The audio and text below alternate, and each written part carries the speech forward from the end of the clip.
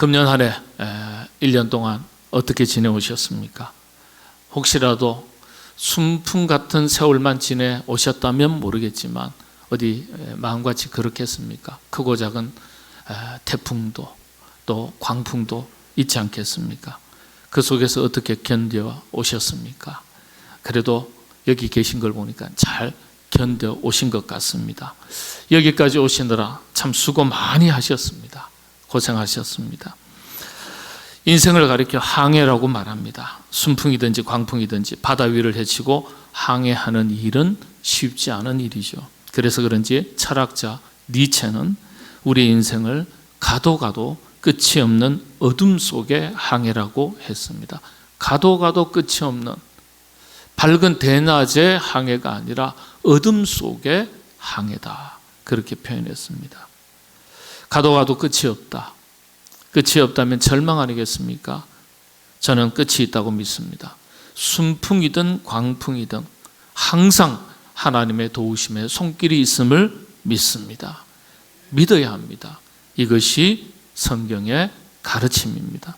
오늘 본문 이야기 한번 살펴보겠습니다. 어느 한때 어느 한 장소에서 일어났던 성경의 한 사건이 아니에요. 우리 인생을 압축해서 보여주는 사건이라고 해석합니다. 이 이야기 속에 담긴 주님의 뜻이 무엇인지 살펴보면요, 참 기가 막힌 교훈이 담겨져 있습니다. 인간은 문제를 만나면은 자기 수준에서 문제를 해결하고 살아갑니다. 자기 수준에서. 그런데 이 문제를 주님 앞에 가져오면 주님은 주님의 수준에서 그 문제를 해결해 주십니다. 오늘 이 이야기가 바로 이 이야기예요. 이 이야기의 대강이 이렇습니다. 자, 제자들이 배에 올랐습니다. 그런데 광풍을 만났습니다. 여기서 우리가 주목해서 성경을 읽을 필요가 있습니다. 이 이야기 속에서 보여주고 싶은 첫 번째 핵심은요, 광풍에 있지 않다는 거예요. 광풍에 있지 않습니다. 여러분들 22절 첫 구절을 이렇게 기록하고 있습니다. 하루는 제자들과 함께 배에 오르사. 누가 제자들과 함께 배에 오르셨다는 거예요? 주어가 빠졌죠. 예수님께서 제자들과 함께 배에 오르셨다. 이 점에 주목할 필요가 있습니다. 이게 무슨 뜻일까요? 주님께서 함께 배에 오르셨다는 점을 기억하라는 말씀이에요. 우리는 광풍을 만나면 그 광풍의 시선을 빼앗기고 마음을 빼앗기고 두려움과 불안 속에 빠집니다. 제자들도 그랬어요. 그래서 제자들이 뭐라고 이야기합니까? 24절에 보면 주여 주여 우리가 죽겠나이다. 주여 주여 우리가 죽겠나이다. 두려움에 사로잡혀서 어쩔 줄을 몰라 합니다. 제자들만 그렇습니까? 우리가 표현하지 않아서, 드러내지 않아서 그렇죠. 우리도 별반 다를 것 없지 않을까요? 그런데 제자들이 광풍을 만났을 때 놓친 것이 있어요. 놓친 것이 있다. 바로 이 배에 주님이 함께 오르셨다는 사실을 놓쳤다는 거예요. 인생이라는 항해 속에서 어떤 광풍을 만나도, 아니 순풍 속에서도 바로 이 점을 놓치지 말아라. 주님이 항상 우리와 함께 하신다. 이 사실을 놓치지 말라는 메시지가 담긴 이야기입니다. 배에 함께 오르셨다. 근데 제자는 주님께서 함께 배에 오르셨다는 이 사실을 놓친 거예요. 여러분, 사도 바울이 만났던 미친 파도죠. 광풍. 유라굴로라고 기록하고 있습니다. 우리가 알고 있는 거대한 폭풍이에요. 삼각 파도를 치는 거대한 폭풍. 그래서 성지순례 터키 그리스를 가면요, 쿠사다시 해변에서 우리가 당장 보기에는 바다가 잔잔한데 오늘 보혜가 출항하지 못합니다. 그러면 출항 못해요. 큰 배도 출항하지 않습니다. 삼각 파도는 순식간에 배가 뒤집어질 수도 있다고 그래요. 그래서 웬만한 거대한 배가 아닌 이상은 사람이 100명, 200명 타는 배도요, 어림도 없습니다. 출항 안 합니다. 그게 바로 성경에 기록된 유라 굴로 광풍입니다. 자, 사도 바울이 이런 파도를 만나서 배가 난파했습니다. 자, 그런데 지금 제자들이 만난 파도 역시 한글 성경에서는 광풍이라고 번역을 했습니다. 사도 바울이 만난 광풍도 광풍으로 번역을 했습니다. 그런데 사도 바울이 만난 광풍은 유라 굴로, 그리고 오늘 제자들이 만난 광풍은 라일라스 아네모스라는 단어를, 원문이 달라요. 라일랍스 아네모스, 회오리 바람입니다. 한글 성경에는 똑같이 광풍이라고 번역했어요. 다시 말씀을 드리면 폭풍보다도 태풍보다도 못한 순간적인 회오리 바람이었습니다. 거대한 폭풍도 아닌 회오리 바람에 배가 좀 출렁이자 주여 주여 죽겠나이다. 어떤 분은 그런 분이 있어요. 어떤 분은요, 큰 파도인 것 같은데도 무덤덤한 분이 있는데요, 어떤 분은요 조그마한 파도에도 경기를 하시고 몸살을 하시고 아주 죽겠다고 발버둥 치시는 분들 계세요. 세상 말로 호들갑을 떠는 사람들이 있다는 거예요.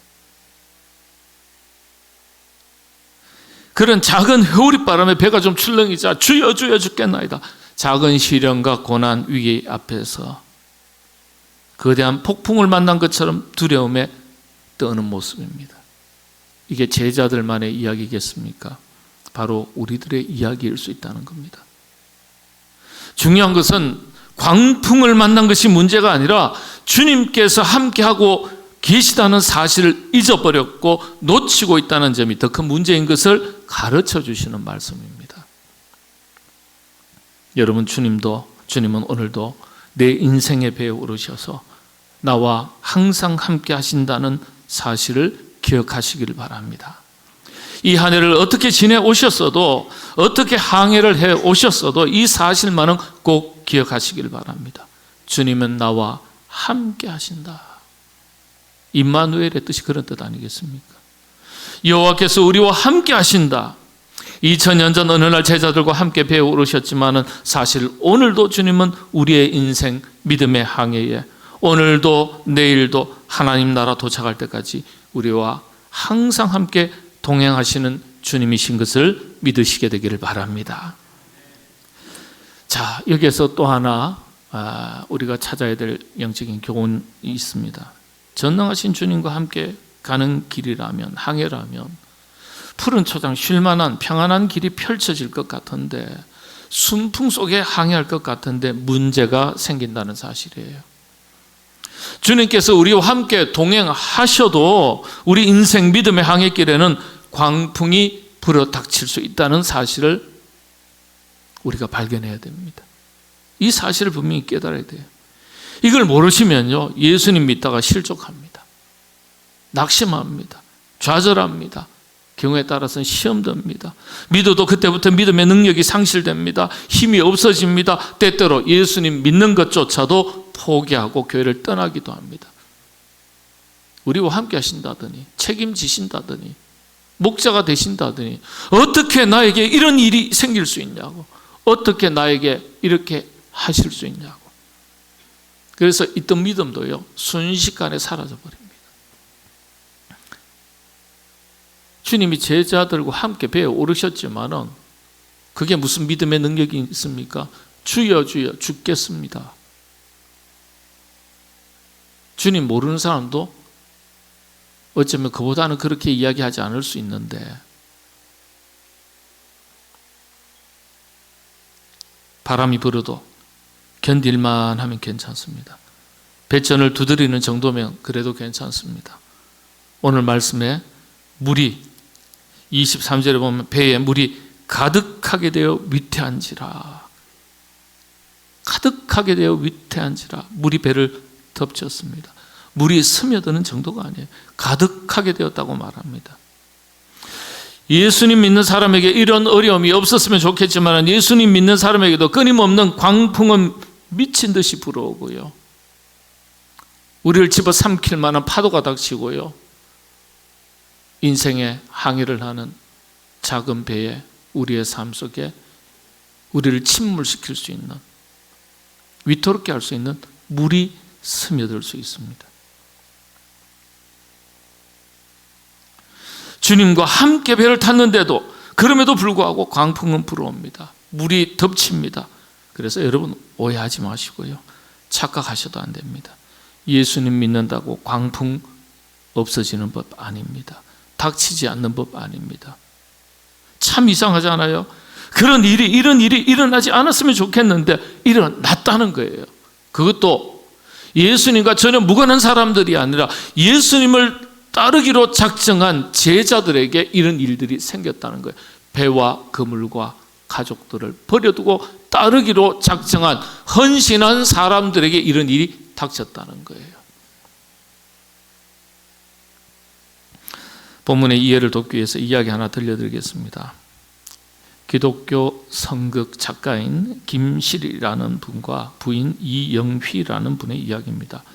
이분들의 얘기가 참 재밌는데요. 재밌다고 이야기하면 좀 이상할지도 모르겠습니다만은 이 여고생 시절에 자신의 영어 선생님을 짝사랑을 했다는 거예요. 이 여학생이. 이 여학생이 대학을 졸업하고, 그래서 대학을 졸업하고 나서는 자기가 고등학교 시절에 짝사랑했던 선생님을 찾아가서 프로포즈를 했다는 거예요. 야, 대단하죠? 예. 마치 드라마 속 얘기 같고 어떤 소설 속 얘기 같죠. 근데 이 남자 선생님이 감동했는지 그 사랑을 받아들이고 결혼을 했어요. 이야, 부부가 된 거예요. 선생님하고 결혼을 하게 된 거예요.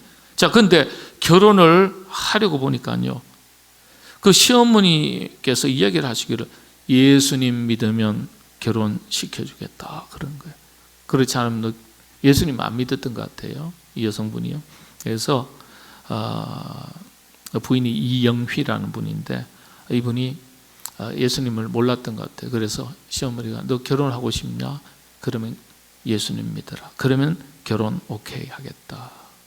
예. 짝사랑했는데 결혼하고 싶어서 선생님 찾아가고 프로포즈 했잖아요. 그리고 선생님이 오케이 했잖아요. 결혼하기 위해서 예수님을 믿겠다 그런 거예요. 그래서 뭐 예수님 믿는 게 뭐 그리 어려운 일이겠냐. 그리고 나서는 믿기로 하고 교회를 열심히 다녔는데, 얼마나 열심히 믿고 다녔는지 여러분들, 결혼하고 첫 신혼 밤을 기도원에서 보냈답니다. 에이, 소설 속 아닙니까? 실화예요, 실화. 이번에 책이 나와 있어요, 시중에. 예. 여러분들, 신랑이 예수님을 너무 잘 믿어가지고 신혼 첫날 밤은 기도원에서 우리 첫날을 보내야 돼. 어떻게 하시겠어요? 아내분들에게 한번 여쭤보죠. 오케이 하시겠어요? 쉽지 않을걸요. 쉽지 않을걸요. 그런데 신혼 첫날 밤을 기도원에서 보냈다는 거예요. 사랑하는 사람과 결혼하기 위해서. 그거 다 감수한 거예요. 자, 그런데 결혼했는데 문제가 점점 더 발생합니다. 그 문제의 핵심에는 시어머니가 자리 잡고 있어요.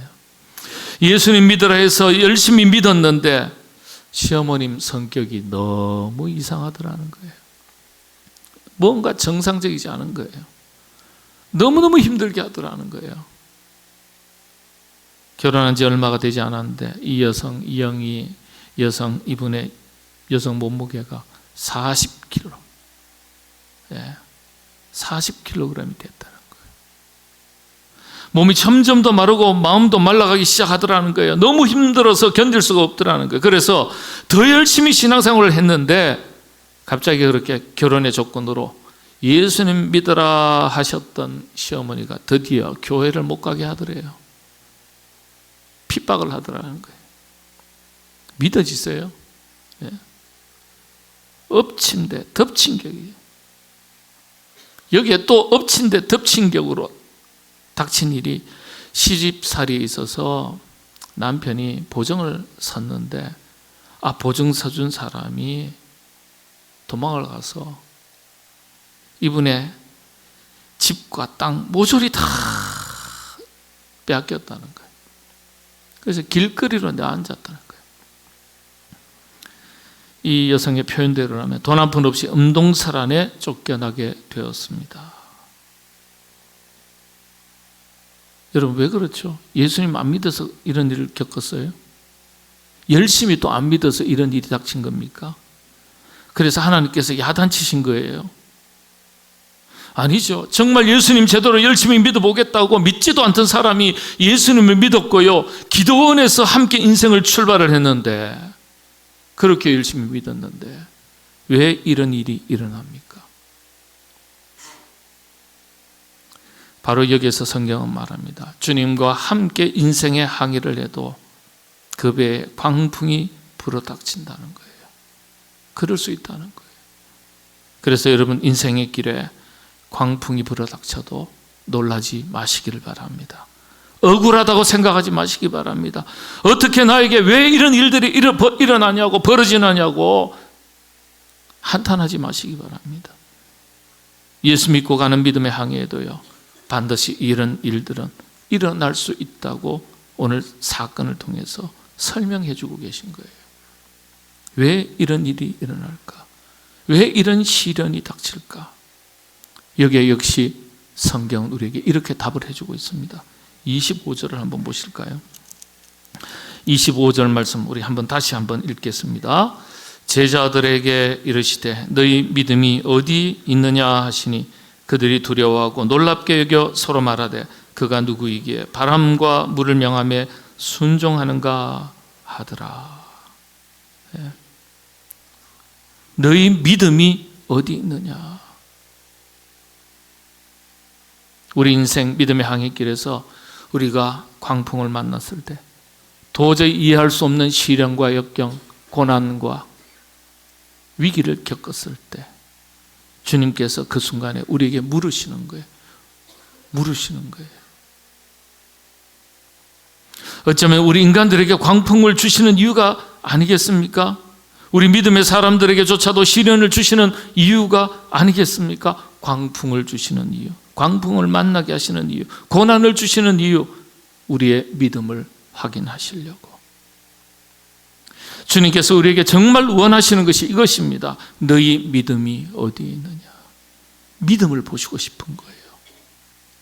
광풍 없는 인생이 아니라 광풍 속에서도 빛이 나는 믿음을 보시고 싶으신 거예요. 그래서 광풍이 다 지나간 뒤에 제자들에게 물으시는 거예요. 광풍 중에 물으시는 게 아니에요. 광풍이 다 지나간 뒤에 너희 믿음이 어디 있느냐? 여러분, 우리의 연약함과 어리석음 때문에 스스로 자초하는 광풍이든지 시련과 역경, 위기죠. 아니면 주님께서 우리의 믿음을 점검하시기 위해서 때때로 주시는 훈련으로서의 고난과 역경이든지, 우리는 우리가 만나는 광풍 같은 인생의 시련과 위기, 고난 속에서 한 가지 분명하게 새겨야 하실 것은요, 주님이 우리와 함께 하신다. 이 믿음은 놓치지 말아야 합니다.